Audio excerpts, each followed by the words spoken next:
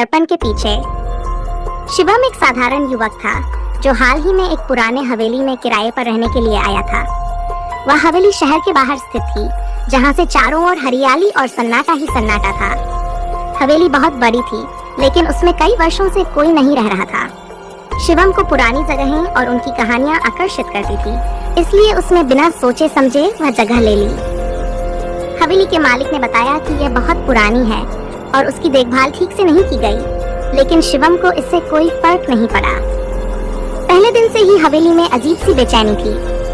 हवेली के बड़े बड़े कमरे और लंबे गलियारे हर समय से किसी अनदेखी नजरों से घिरे रहते थे। एक दिन जब शिवम हवेली की अटारी में कुछ पुराने सामानों की छानबीन कर रहा था, उसे एक पुराना धूल से ढका हुआ दर्पण मिला। वह दर्पण बेहद पुराना और भारी था। उसका किनारा काले लकड़ी के नक्काशीदार फ्रेम से घिरा हुआ था। शिवम ने सोचा, यहाँ का मुख्य कमरा खाली है, क्यों न इस दर्पण को वहीं रख दूं। उसने दर्पण को उठाकर मुख्य कमरे में लगा दिया। दर्पण के कमरे में लगते ही हवेली में एक अजीब सी ठंडक छा गई। शिवम ने इसे नजरअंदाज किया, लेकिन वह महसूस कर रहा था कि कुछ ठीक नहीं है। उस रात जब वह सोने गया तो उसे लगा जैसे कोई उसके आसपास घूम रहा है। वह अचानक उठ बैठा और देखा कि कमरे में अजीब सी छायाएं हलचल कर रही हैं। लेकिन जब उसने ध्यान से देखा तो कुछ भी नहीं था। अगले दिन शिवम ने दर्पण की ओर ध्यान से देखा। उसने महसूस किया कि जब वह खुद को दर्पण में देख रहा था तो उसकी छवि थोड़ी देर तक स्थिर रहती थी, भले ही वह खुद हिलता था।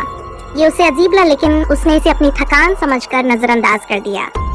कुछ दिनों बाद अजीब घटनाएं और बढ़ने लगीं। दर्पण के सामने खड़े होकर वह अक्सर ऐसा महसूस करता था कि उसके पीछे कोई खड़ा है, जबकि वहां कोई नहीं होता था।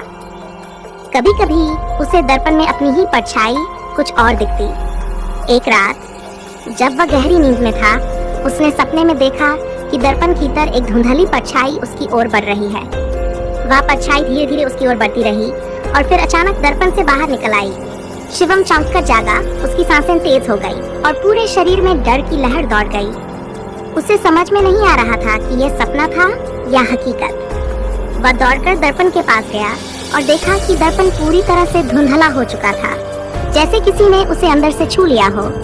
उसके चारों ओर ठंडी हवा बहने लगी और हवेली के दरवाजे खिड़कियां तेजी से खुलने बंद होने लगे। तभी दर्पण के भीतर से वही धुंधली परछाई फिर से उभर आई।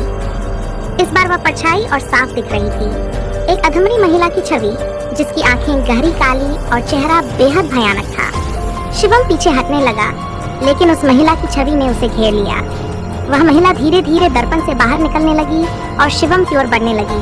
उसकी आंखों में क्रोध और पीड़ा थी।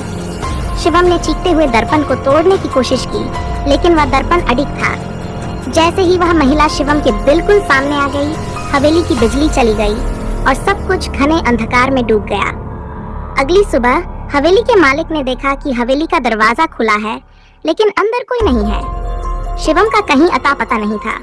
दर्पण भी अपनी जगह पर नहीं था। लेकिन एक बात अजीब थी, कमरे की दीवारों पर हाथों के निशान और खून के धब्बे थे। कोई नहीं जानता कि शिवम के साथ क्या हुआ, लेकिन कहते हैं कि जो भी उस हवेली में जाता है उसे दर्पण के पीछे एक परछाई जरूर दिखती है, जो धीरे धीरे उसकी ओर बढ़ती है।